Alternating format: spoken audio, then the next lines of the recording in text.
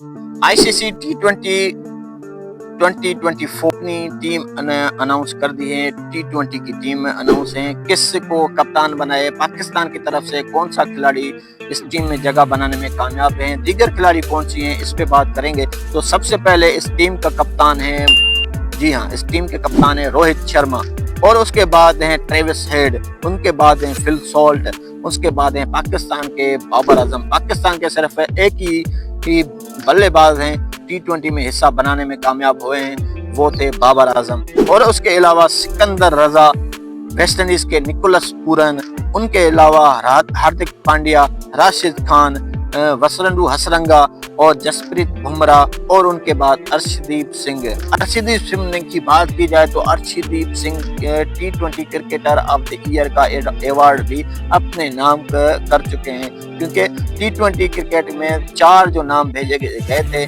जिसमें उनका अर्शदीप सिंह का भी नाम था। तो पहला था ट्रेविस हेड, दूसरा बाबर आजम और अर्शदीप सिंह, और उसके अलावा इन चारों में से बड़ा तगड़ा मुकाबला होने को था। सिकंदर रजा का नाम भी था, नाम नहीं था, सिकंदर रजा का भी नाम था। इन चारों में तगड़ा मुकाबला था, लेकिन अर्शदीप सिंह ने बाजी मार ली। पंजाब किंग्स की अब वो आईपीएल में नुमाइंदगी करेंगे, उसने टी20 क्रिकेटर ऑफ द ईयर का अवार्ड अपने पलड़े में डाल दिया, और अब नया जो टी20 क्रिकेटर ऑफ द ईयर है वो है अर्शदीप सिंह।